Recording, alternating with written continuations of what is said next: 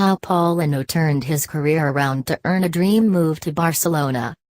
April 2017, Paulinho had messed up. There was the Brazilian in China advertising a betting site alongside a Japanese porn star.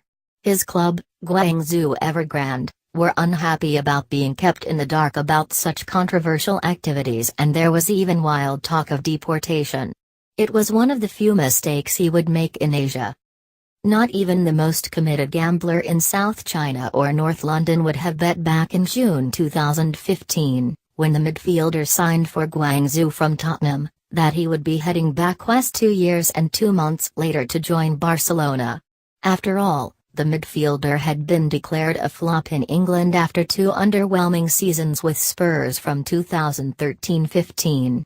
So bad had it become, with 3 starts in his second campaign, that his next destination was China to join his former Brazil manager Luis Felipe Scolari.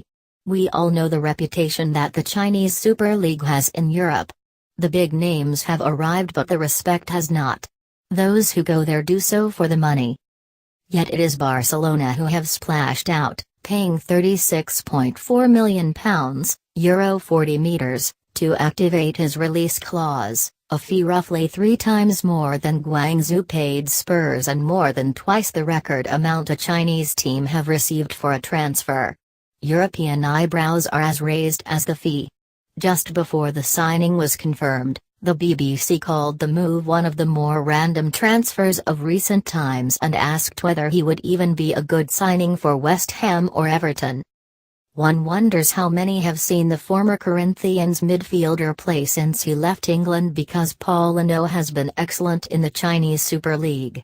He has been better than Alex Teixeira, better than Ramirez, better than Ezequiel Lavezzi, and better than Oscar, though an 8-match ban for the former Chelsea player for kicking the ball at 2 opponents during play, sparking a huge brawl, makes that comparison a little unfair.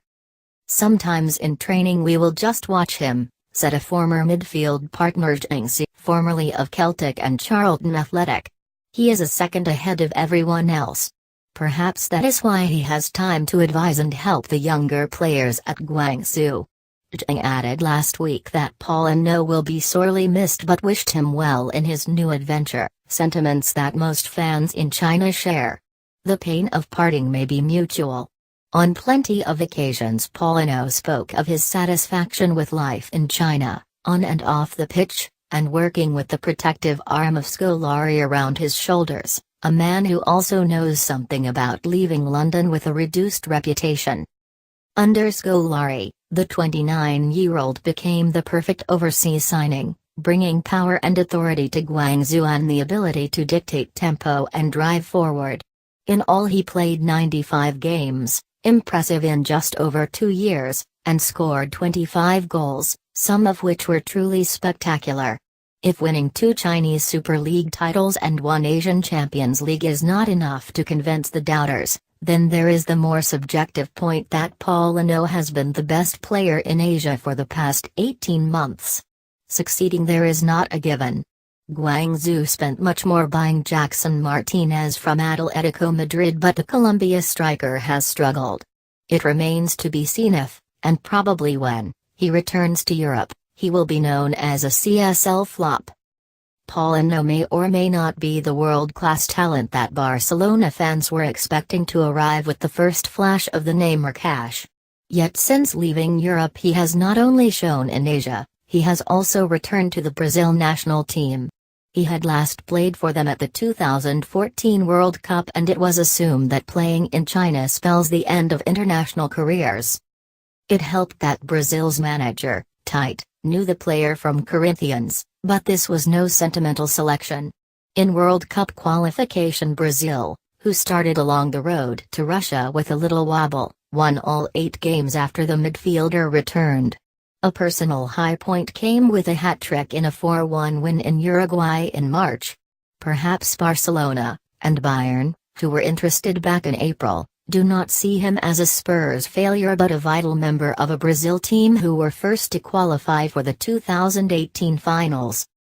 If Paulinho can rebuild his career with Brazil, then he can reforge his reputation back in Europe. Chinese and Asian football is not held in high enough regard to remove the flop label. That will only change if more players leave for Europe's bigger clubs, but Barcelona are.